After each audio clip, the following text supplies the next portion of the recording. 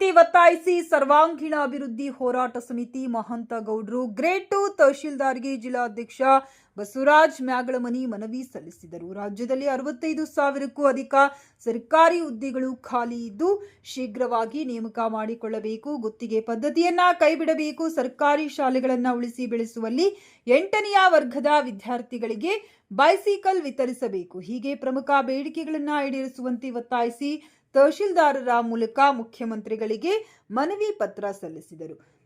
ಈ ಸಂದರ್ಭದಲ್ಲಿ ಚಂದ್ರು, ನಿಸರ್ಗ, ಜಡಿಯಪ್ಪ, ಹಂಚಿನಾಳ, ದುರ್ಗೇಶ್ ಹೊಸಳ್ಳಿ, ರಾಘು ಕಡೇಬಾಗಿಲು, ಮಂಜುನಾಥ್, ಚನ್ನದಾಸರ್, ಬಸವರಾಜ್ ನಾಯ್ಕ ಮತ್ತಿತರರು ಉಪಸ್ಥಿತರಿದ್ದರು. ಹೊರಗುತ್ತಿಗೆ ಆಧಾರದ ಮೇಲೆ ನೇಮಕಾತಿಯನ್ನು ನಿಲ್ಲಿಸಬೇಕು. ರಾಜ್ಯದ ವಿವಿಧ ಇಲಾಖೆಗಳಲ್ಲಿ ಸುಮಾರು 60,000 ಹುದ್ದೆಗಳು ಖಾಲಿ ಇವೆ. ಈ ಹುದ್ದೆಗಳಿಗೆ ಸಿ ಮತ್ತು ಡಿ ಗ್ರೂಪ್ ಹುದ್ದೆಗಳಿಗೆ NGO ಮೂಲಕ ನೇಮಕಾತಿಯನ್ನು ಮಾಡ್ತಾ ಇದ್ದಾರೆ. ಆ NGO ಮೂಲಕ ನೇಮಕಾತಿ ಮಾಡ್ತಾ ಇರೋದು ಅವೈಜ್ಞಾನಿಕತೆಯಿಂದ ಕೂಡಿದೆ. ಅಲ್ಲಿ ಕೆಲಸ ಮಾಡ್ತಕ್ಕಂಥವ್ರಿಗೆ ಸೇವಾ ಭದ್ರತೆ ಇರುವುದಿಲ್ಲ. ಜೊತೆಗೆ ಮೀಸಲಾತಿ SC, ST, OBC, ಅಲ್ಪಸಂಖ್ಯಾತ ಮತ್ತು ಮಹಿಳೆಯರಿಗೆ ವಿವಿಧ ವರ್ಗಗಳಿಗೆ ಮೀಸಲಾತಿಯೂ ಕೂಡ ಇರುವುದಿಲ್ಲ. ಇಲ್ಲಿ NGOಗಳು ಇವರು ಮಹಾರಾಜರಂತೆ ವರ್ತಿಸ್ತಾ ಇದ್ದಾರೆ. ಅವರೊಂದು ಗುಲಾಮಗಿರಿಯಲ್ಲಿ ಇಲ್ಲಿ ಕೆಲಸ ಮಾಡಬೇಕಾಗಿದೆ. ಹೀಗಾಗಿ ಸರ್ಕಾರವೇ ನೇರವಾಗಿ ನೇಮಕಾತಿ ಮಾಡಬೇಕು. NGOಗಳ ಮೂಲಕ ನೇಮಕಾತಿ ಮಾಡೋದನ್ನು ರದ್ದುಪಡಿಸಬೇಕಂತ ಹೇಳಿ ಒತ್ತಾಯ ಮಾಡ್ತಾ ಇದ್ದೇವೆ. ಅದೇ ರೀತಿಯಾಗಿ ಅತಿಥಿ ಶಿಕ್ಷಕರ ನೇಮಕಾತಿಯನ್ನು ಏನು ಸರ್ಕಾರ ಮಾಡ್ತಾ ಇದೆ.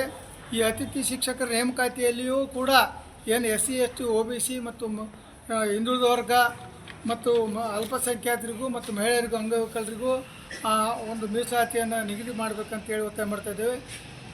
ಏನು 2020 ಇದು 2019ರಲ್ಲಿ ಕರೋನಾ ಬಂದಿದೆ. ಆ ಕರೋನಾದ ನೆಪದಲ್ಲಿ ಏನು 8ನೇ ತರಗತಿಯ ಸರ್ಕಾರಿ ಶಾಲೆಗಳಲ್ಲಿ ಉಚಿತವಾಗಿ ಬೈಸಿಕಲ್ ವಿತರಣೆ ಮಾಡಬೇಕಾಗಿತ್ತು. ಅದನ್ನು ಅಲ್ಲಿಂದ ಇಲ್ಲಿವರೆಗೆ ನಿಲ್ಲಿಸಿದ್ದಾರೆ.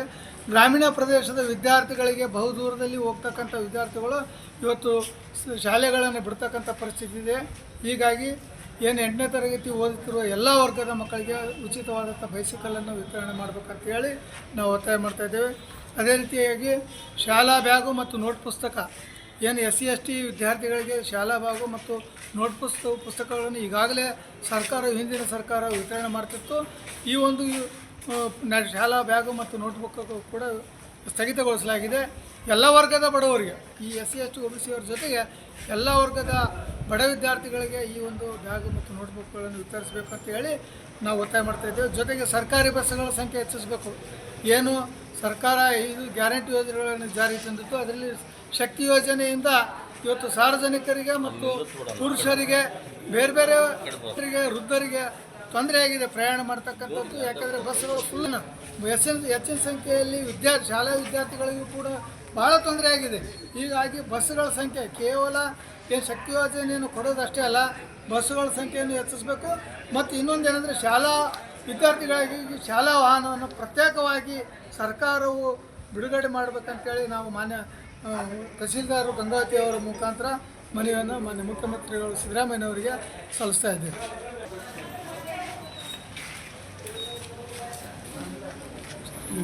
ಸರ್ವಾಂಗೀಣ ಅಭಿವೃದ್ಧಿ ಹೋರಾಟ ಸಮಿತಿ ಕೊಪ್ಪಳ ಜಿಲ್ಲೆಯ ಅಧ್ಯಕ್ಷರು ಮತ್ತು ಸರ್ವ ಸದಸ್ಯರು ಸಲ್ಲಿಸಿದ ಒಂದು ಮನವಿ ಪತ್ರವನ್ನು ನಾವು ಹಿಂದೆ ಮಾನ್ಯ ಜಿಲ್ಲಾಧಿಕಾರಿಗಳು ಕೊಪ್ಪಳರವರ ಮೂಲಕ ಮಾನ್ಯ ಮುಖ್ಯಮಂತ್ರಿಗಳು ಕರ್ನಾಟಕ ಘನ ಸರ್ಕಾರ ವಿಧಾನಸೌಧ ಬೆಂಗಳೂರು ಅವರಿಗೆ ತಮ್ಮ ಮನವಿ ಪತ್ರದ ಎಲ್ಲ ಅಂಶಗಳನ್ನು ಪರಿಶೀಲಿಸಿ ಕಳಿಸಿಕೊಡಲಾಗುವುದಂತ ನಮ್ಮಲ್ಲಿ ಹೇಳುತ್ತಾ ಎಲ್ಲ